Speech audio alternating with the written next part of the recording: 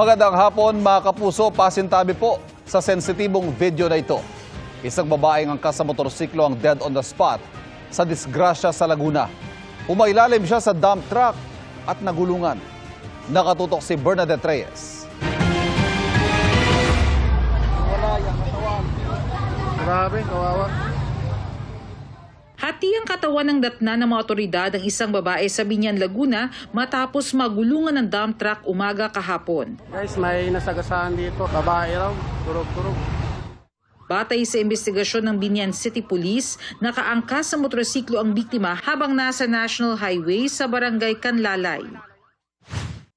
Pero nang biglang huminto ang sinusundang jeep sa unahan, nawala ng kontrol ang motorsiklo. Sumemplang ito at humandusay ang mga sakay nito. Ligtas ang rider pero ang angkas niya pumailalim sa isang parating na dump truck. Rumesponde ang rescue team at mga otoridad sa insidente at dinala sa punerarya ang labi ng biktima. Tumakas ang nakasagasang driver at iniwan ang kanyang truck. Hinahanap na siya ng pulisya. Para sa GMA Integrated News, Bernadette Reyes, nakatutok 24 oras. Nabulabog ng sunog ang mahimbing sarang gabi ng ilang residente sa Malate, Maynila. Umabot sa 100 pamilyang nawala ng tirahan sa sunog na iniimbisigahan kung sinadya. Nakatutok si Jomera Presto. Patulog na sana ang karamihan sa mga residente nang sumiklab ang sunog sa bahagi ng Leverisa sa Barangay 705 Malate, Maynila pasado alas 9:30 kagabi.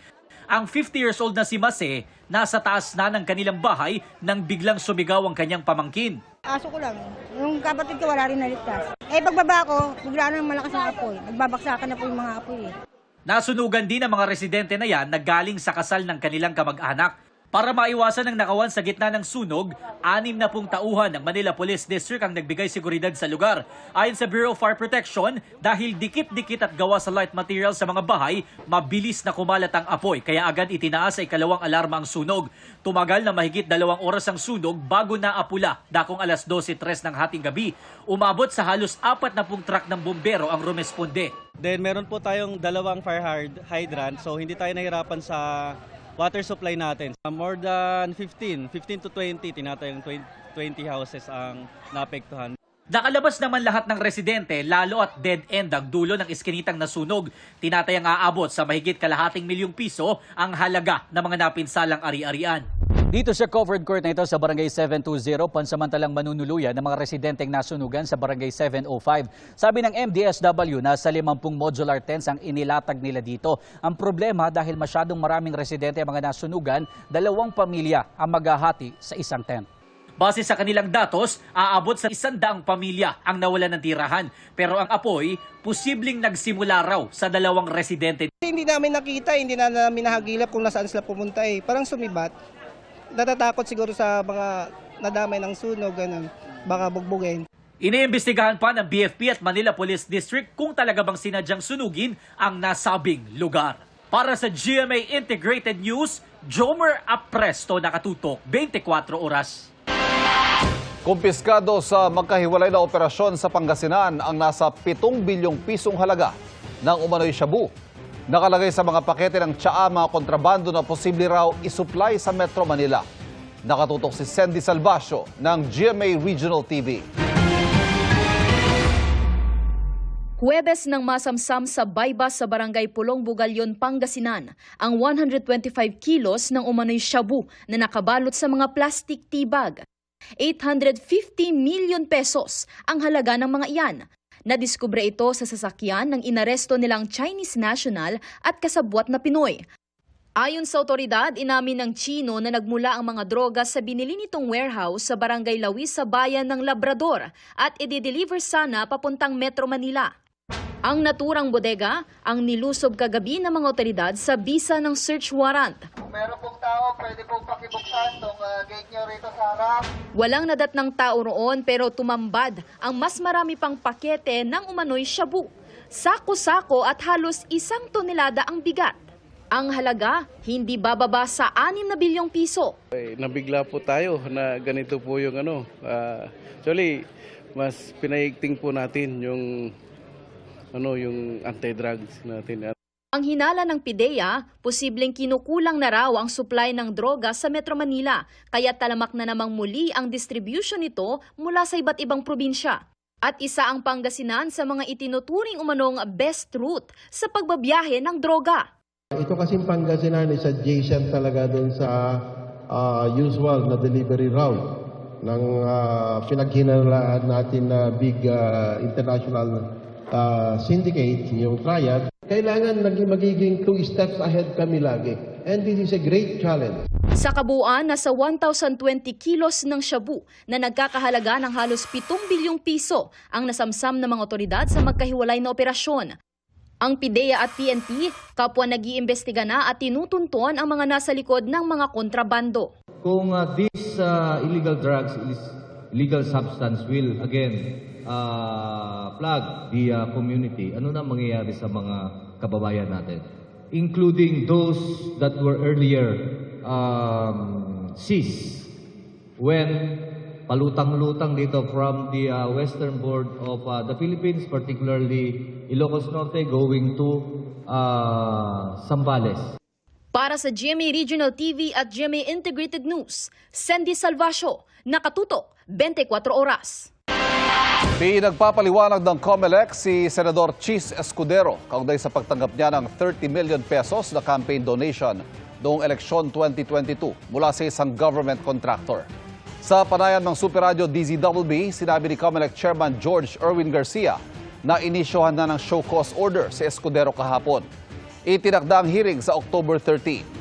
Sabi ni Escudero sa isang pahayag, bukas siya sa pagkakataong patunayan na walang nalabag na batas sa pagtanggap niya ng campaign donation. Sa ilalim ng Omnibus Election Code, hindi pwedeng magbigay ng kontribusyon para sa partisan political activity ang mga may kontrata sa gobyerno. Daw na lang sinabi ni Lawrence Lubiano, ang presidente ng Centerways Construction and Development Incorporated, na galing sa sarili niyang pera at hindi galing sa kumpanya ang donasyon.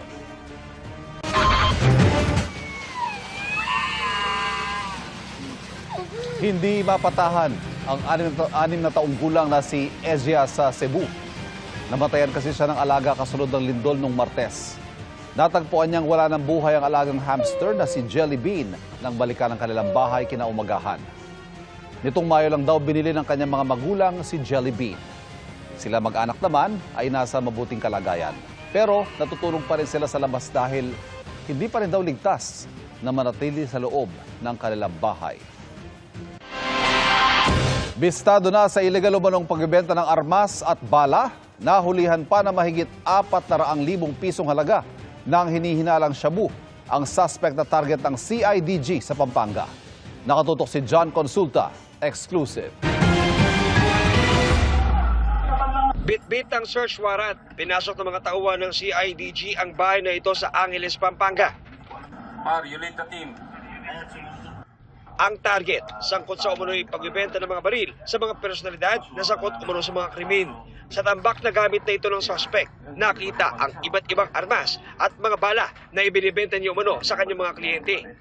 Sa operasyon na ito, nakakumpiska ang ating mga operatiba ng 2 caliber 45 na baril, isang caliber 9mm, isang granada, isang long rifle na airsoft, mga magasin at bala para sa caliber 45, caliber 38, caliber 40, 9mm at M16.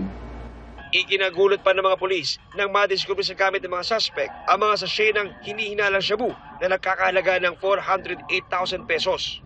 Napag-alaman natin na noong 2010 ay naaresto na rin siya sa kasong kidnapping. Saka noong 2020, siya rin ay naging subject ng search warrant sa parehas na kaso. Ito yung RA 10591 o yung Comprehensive Firearms and Ammunition Regulation Act. At noong March 2023, siya muli ay naaresto sa kasong kidnapping. Sinusubukan pa namin makuha ang panig ng suspect na nakakulong ngayon sa CIDG Region 3. Isasalang sa ballistic examination ang mga nakumpiskang baril para matukoy kung nagamit ito sa mga shooting incident. Para sa GMA Integrated News, John Consulta, nakatutok 24 oras. Bakas pa rin sa ilang lugar sa norte ang idinulot na pinsala ng Bagyong Paulo na nakalabas na sa Philippine Area of Responsibility. Nakatutok si Sandra Aguinaldo.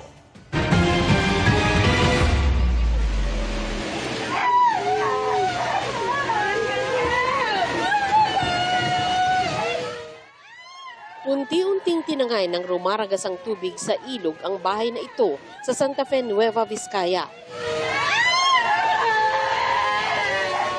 Dinig ang pagtangis ng mga residenteng nakalikas na bago pa umapaw ang ilog. Binaha naman ang tulay na yan sa bayan ng Bayumbong nang umapaw ang Cagayan River dahil sa lakas ng ulan. Sa Kasiguran, Aurora, lubog pa rin sa baha ang halos 20 bahay matapos manalasa ang Bagyong Paulo. Abot tuhod ang tubig sa ilang bahay. Hindi naman maaninag ang kalsada na tila binura ng tubig baha. Nagmistulang waterfalls naman ang baha sa pangunahing kalsada sa La Trinidad, Benguet. Sa Isabela, umapaw ang Pinakanawan River dahil sa pagpapakawala ng tubig ng Magat Dam. Itinambak naman sa kalsada ang sako-sakong basang palay ng mga magsasaka sa Cagayan. Halos padapain naman ng lakas ng hangin ang mga puno sa Lawag City, Ilocos Norte. Para sa GMA Integrated News, Sandra Aguinaldo, nakatutok 24 oras. May bagong bagyo, mga kapuso. Ito po yung naunang binantayang low pressure area sa labas ng Philippine Area of Responsibility. Huling namataan ng Pag-asa ang bagyo 2,275 kilometers east-northeast ng extreme northern Luzon. Sabi ng Pag-asa, posible itong pumasok ng PAR sa mga susunod na araw. Samantala, wala nang direktang epekto sa bansa ang Bagyong Paulo na ngayon nasa labas na ng Philippine Area of Responsibility. Sa ngayon, southwest monsoon o habagat ang nagpapaulan sa Zambales, Bataan, Occidental Mindoro at Palawan.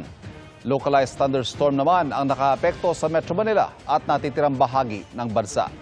Base sa rainfall forecast ng Metro Weather, posible ang light to heavy rains bukas sa ilang bahagi ng Benguet, Zambales, Oriental Mindoro at Batangas. May tsansa namang makaranas ng light to intense rains ang malaking bahagi ng Visayas at Mindanao. Posible ring ulanin bukas sa Metro Manila. Tuloy ang pakikibaka para sa hustisya ng mga naulila ng mga biktima ng extrajudicial killings. Ngayong araw inilagak ang mga abo ng 8 biktima sa dambana ng paghilom. Nakatutok si Bernadette Reyes. Kasi 18 lang po yan. Tsaka isa pa, wala siyang alam doon sa gagawin sa kanya. Pinagkamalan po. Hindi po siya talaga yung hinahanap. Ilang taon nang lumipas pero masakit pa rin daw kay Nanay Normita Romero ang pagkamatay ng anak na si Adrian. Inilagak sa dambana ng paghilom sa La Loma Cemetery sa Caloocan ang abo ni Adrian at ng 7 iba pang biktima umano ng extrajudicial killings. Natutuwa po ako dahil kahit paano po naanuhan na po ng sarili niya pong libingan ng anak po. Hindi na po ako nangangamba. Mahigit 100 mga labi ng mga EJK victims ang narito ngayon sa dambana ng paghilom. Ayon sa mga pamilyang naulila, nakatutulong daw ito para sa kanilang payapang kalooban at patuloy na pakikipaglaban sa hustisya. Ibinalik natin sa urn at ngayon ay nilagay na sa mas permanenteng himlayan. Hindi na babagabag sa mga nanay kung saan at hanggang kailan ang pagkahimlay nila. Ngayon na nakaranas tayo ng hilom sa ating mga puso, baka naman pwedeng umabante tayo, umangat tayo at makiisa sa paghilom naman ng bansang sugatan. Para naman sa buhay ang People Power Campaign Network, malayo pa ang inaasam na hustisya para sa mga pamilya.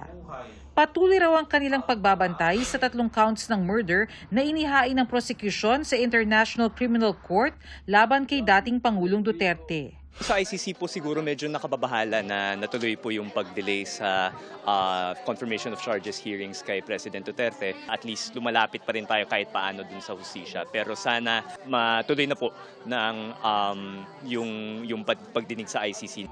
Para sa GMA Integrated News, Bernadette Reyes, nakatutok 24 oras. Nahulikam ang suicide bombing sa Pakistan. Sakay ng truck ang suicide bomber na nagpasabog sa headquarters ng isang paramilitary force sa lungsod ng Quetta. 10 ang namatay, kabilang ilang sibilyan at sundalo. Mahigit 30 naman ang sugatan. Ilang terorista rin ang napatay ng mga otoridad. Wala pang grupong umaako sa pag-atake. Sa mga nagdaang buwan, dumala sa Quetta at iba pang lugar sa hangganan ng Afghanistan at Iran ang pag-atake ng mga militante at ibang grupong nais kumalas sa Pakistan. Tirahan at kaligtasan ang problema ngayon ng ilang nilindol na residente sa San Remigio sa Cebu. Bukod sa mga uka, kabi-kabila rin doon ang mga tumambad na butas o sinkhole. Mula sa San Remigio, Cebu, nakatutok live si Ian Cruz. Ian.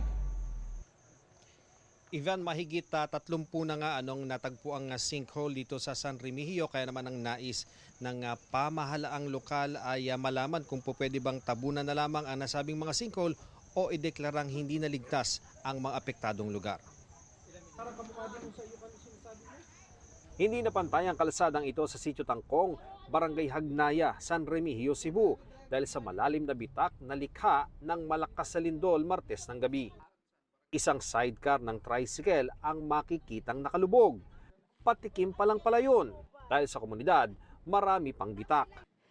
Si Wilma naiyak at napayakap sa anak nang makitang nasa ibabaw pala ng fault line ang bahay nila kaya kahit gamit sa loob hindi nila makuha. Walang mabihis ba? Tapos sabi nila, wag nyo nang pasukin kasi delikado daw kasi yung halo daw yung ilalim sa bahay namin. Sayang ako kasi pinaghirapan ko yung bahay ko. Ya, ganun na lang. Wala akong magawa. Mabuti sir, ligtas kami lahat. Maputik ang ilang kalsada, pati ang loob ng ibang bahay. Sila ang pinakapurod kasi malapit sila sa balon. Diyan naglabas din sa balon ng mga putik nung gabing yon. May mga bitak din sa kalapit na barangay Punta dahil sa malakas na lindol. Napakalalim at napakahaba nitong bitak dito sa barangay Punta, dito sa bayan ng San Remigio, Cebu. Makikita nga po natin na talagang halos ilang tao ang lalim nito at pag sinukat naman natin, napakahaba po ng gap. Ito na halos yung pinakamaiksi at doon sa banda doon ay mahaba pa. Ang mga taga rito nais na mabisita ng mga eksperto itong nangyaring bitak sa kanilang lugar para malaman nila kung paano ba sila magpaplano ng kanilang buhay sa mga susunod na panahon. Si Aling Josephine, nagkabitak-bitak ang bahay dahil sa lindol. Hindi niya malaman kung paano silang mag-anak ay nakatalon at nalampasan ang mahabang bitak.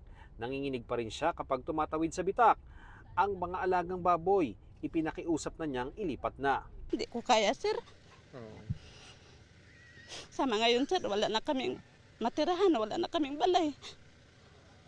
Sa Sitio Sansan sa Barangay Manyo, maraming nakitang sinkhole. Ang isang malaking butas, may tubig pa. May dalawang maliit sa di kalayuan at may sinkhole sa tabing dagat. Pero ang pinakamalaking sinkhole na aming nakita, nasa gilid ng bahay ni Nazaldi. Mabuti na lang, nakalikas siya at kanyang mga magulang ng lumindol. Ayaw na nilang tirhan ang bahay nilang nasa bingit ng sinkhole.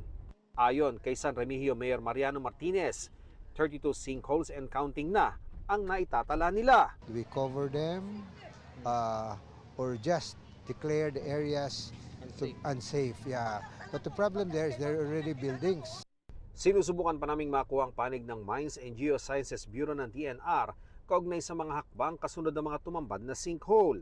May timang PHIVOLCS na minamapa na sa Cebu ang Bugo Bay Fault na siyang pinagmulan ng 6.9 magnitude na lindol noong Martes. Nasa Cebu rin sina DPWH Secretary Vince Dizon at Philippine Red Cross Chairman Richard Gordon. Binisita nila ang San Remigio kung saan mahigit 20 ang nasawi. Magtatayo rin ng tent city ang Red Cross sa tulong ng DPWH. This will be preparing for 2,500 families. Kung kakapusin na, dagdagan pa natin. And each tent will have sleeping kits. So may banig, 2, may kumot, may moskitero. Pagkatapos may hygiene kit na yun, na may tuwalya, 2 tuwalya, mayroon silang 6 na sipilyo for a family, may sabon. Ang dami pong mga tourism workers that have been gravely affected with a loss of livelihood. So una, pina-include po natin sila sa one of the priority sectors na mabigyan ng family food packs through the DSWD. And then eventually we are endorsing them as well as those that will be situated in the tent city for alternative livelihood training by the Department of Tourism. Maraming tulay at kalsada ang napinsala ng lindol. Agad daw itong ipapaayos ng DPWH. Gawa na yun ngayon, so cleared na yung mga highways natin. Ang next step, starting Monday, uunahin natin yung mga tulay, magre-rehabilitate na tayo. So papaspasan natin, sabi ni Presidente, kailangan tuloy-tuloy na yan. So advance work lahat to. Ivan, ayon sa mga opisyal na dumating dito mula nga dun sa mga kalihim at mga taga-Red Cross, talagang mahaba pa ang laban patungkol sa epekto nitong malakas na lindol. Kaya naman dapat daw na magtulong-tulong ang lahat para malagpasan itong malaking hamon. Balik sa iyo, Ivan.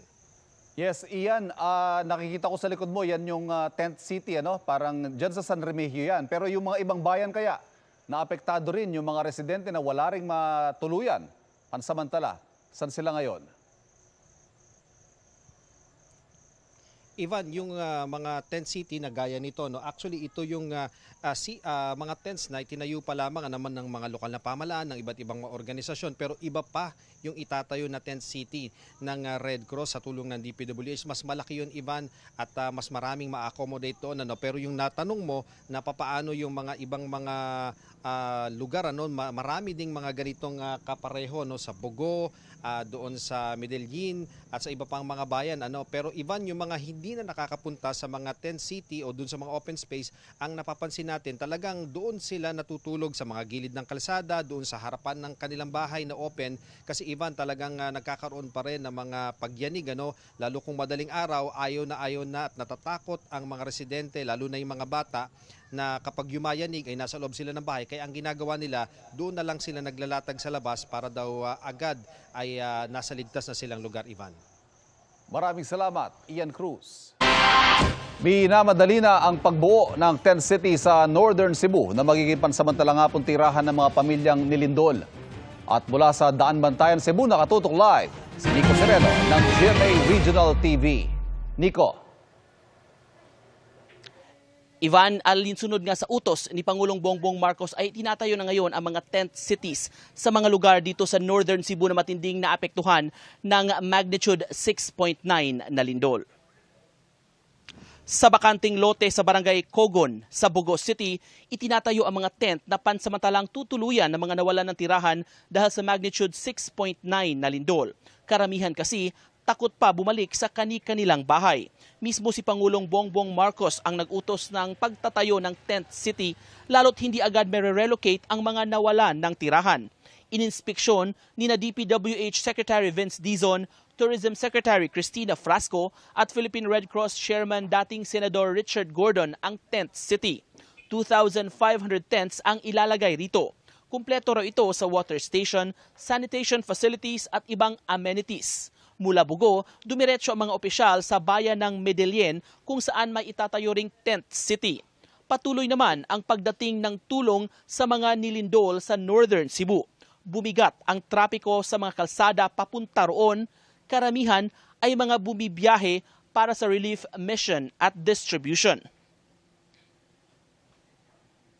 Kawawa naman kasi, di ba, yung mga kababayan natin that are currently nasa roads or nakakalat, di ba, kawawa sila from the elements.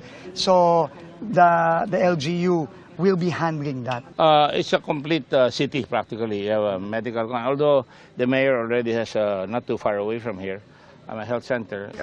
First, we will start with those families na permanently yung bahay nila na damage talaga. And then second po, we will also try to, may report kasi second na yung sa Philvox, there was a new fault line. So we will try to convince or maybe force evacuate those residing along the fault line.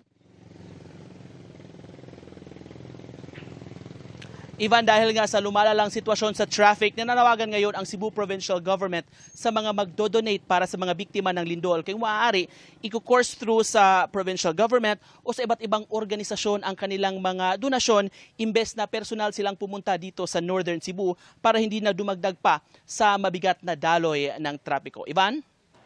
Daghang salamat, Nico Sereno ng GMA Regional TV. Dalawang armadong lalaki ang nang-hold up sa isang kainan sa Antipolo City. Isang lalaki bumibili lang ng goto ang pinuntirya at tinangayan ng kwintas. Nakatutok si Bea Pinlac. Nabulabog ang gotohan na ito sa Barangay de la Paz, Antipolo City nang pumasok ang dalawang armadong lalaki na nakasuot ng helmet at face mask.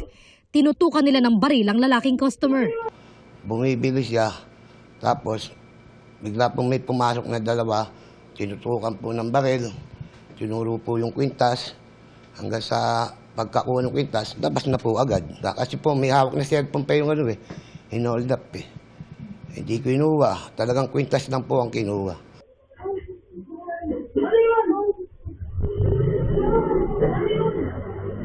Agad nakatakas ang dalawang suspect matapos ang krimen ayon sa barangay. Ayon sa Antipolo Police, iimbestigahan nila ang insidente.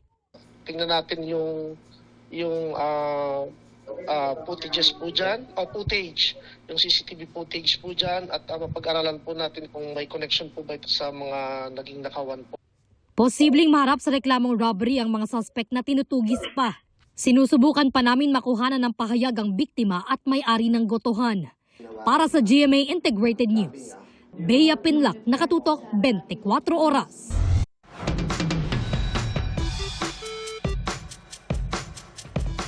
Ipinagdiwang kamakailan ng pista ng kauna-unahang santo mula sa Korea, si St. Andrew Kim Tae-gon.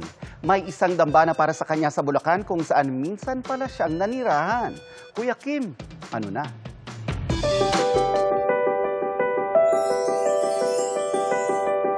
Dito sa Barangay Lolomboy sa Bukawi, Bulacan, makikita ang simbahang ito. Namumukod-tangi ang disenyo. Maihahalin tulad ito sa mga tradisyonal na struktura na napapanood natin sa mga K-drama. Ito ang dambana bilang pagkilala sa kauna-unahang pari at martir ng Korea, si St. Andrew Kim Tae-gon. Si San Andres Kim, sa kanyang kabataan, ay taglay na niya ang matinding pananampalataya sa Panginoon. Siya ay nagkaroon ng pagkakataon na maging bahagi ng pagpapanibago ng relihiyon sa bansa ng Korea. Sa pamamagitan ng panahon kasi ng Joseon Dynasty, ay ipinagbabawal ang Katolisismo sa Korea. Si St. Andrew Kim napadpad sa iba't ibang lugar sa Asya. At dito sa Hacienda de Lolomboy, kung saan nakatindig ang dambana, minsan daw siyang nanirahan at nag-aral. Dito sila nanirahan noong taong 1839 ng 6 na buwan. Siya ay naging interpreter ng mga Pranses. Kuya Kim! Ano na? Dekada 50 nung tinatag ang parokya bilang Parish of Nuestro Señor Jesucristo. Taong 2021 naman, formal itong diniklara bilang isang diocesan shrine. Anong simula, Koreans ang namamahala sa lugar na ito. Hanggang sa dumating na nga po ang aming kongregasyon. Maaari mo rin masilip dito ang naging buhay ni St. Andrew Kim at ang iba pang mga Koreanong martir. Dito ay makikita ninyo ang aming museum na naglalaman ng mga buhay ni San Andres Kim, mga liham ni San Andres Kim Tae-gon, na itong mga liham na ito ang nagpapatunay ng kanyang pagkakatira dito sa Pilipinas. Patuloy na dinarayo ang shrine ng mga deboto mula sa loob at labas ng bansa. Patuloy ang mga nagpipilgrimage sa lugar na ito, mga Koreans, sapagkat itong lugar na ito ay naging bahagi ng kanilang kasaysayan. Kaya yung Korea-Philippine friendship sa lugar na ito ay buhay na buhay, hindi lang pampulitikang intention, kundi spiritual na intention. Feel na feel mo yung parang nasa Korea ka? Nakaka-proud. Napili nila dito sa Pilipinas na mag-stay. Laging tandaan, importante ang may alam. Ito po si Kuya Kim at sagot ko kayo, 24 oras.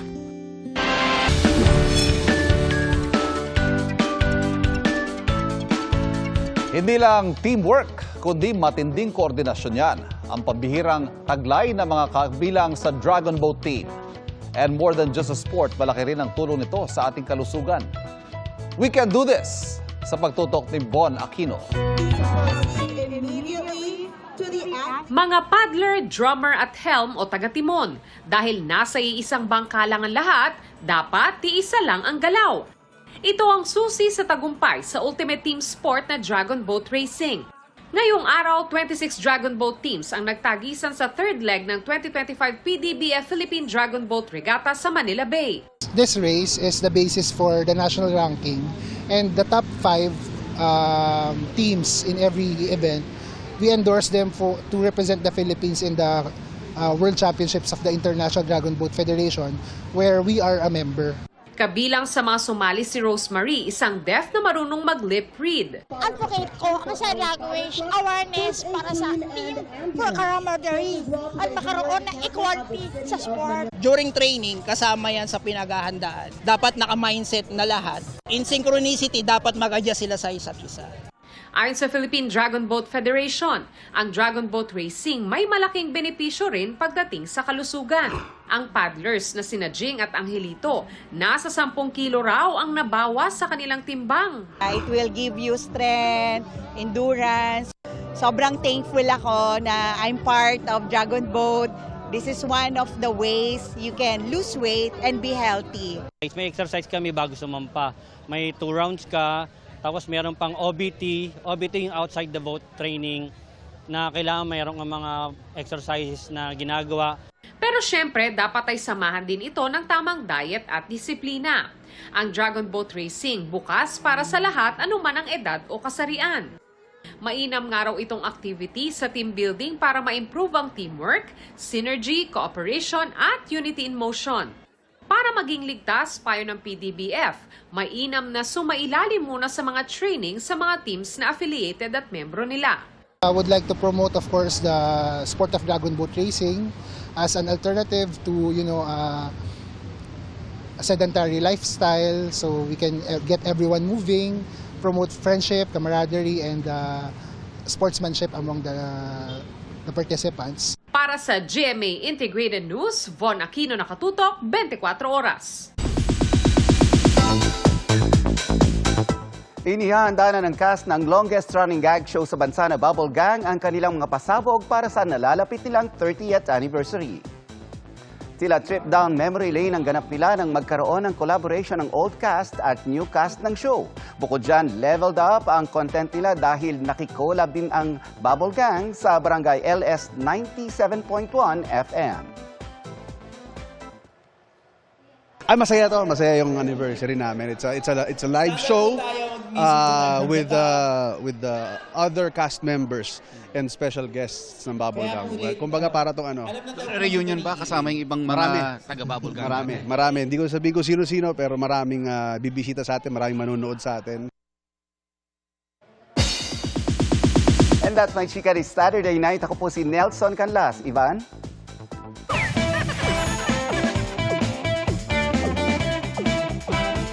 Thank you, Nelson. Umulan man o umaraw, tuloy ang karera ng 80 pagong sa Venezuela na dinisenyohan at pininturahan. Para makarating sa finish line, may umakit sa kanilang alagang pagong gamit ang pira-piraso ng lechugas. Ang ibang pagong na-distract sa karera at nagbukbang na lang ng gulay. Bahagi ang karera ng pagdiriba ng kapistahan ni St. Francis of Assisi, ang patron saint ng mga hayop. At yan ang mga balita ngayong Sabado para sa mas malaking misyon at mas malawak na paglilingkod sa bayan. Ako po si Ivan Mayrina mula sa GMA Integrated News, ang News Authority ng Pilipino. Nakatutok kami 24 oras.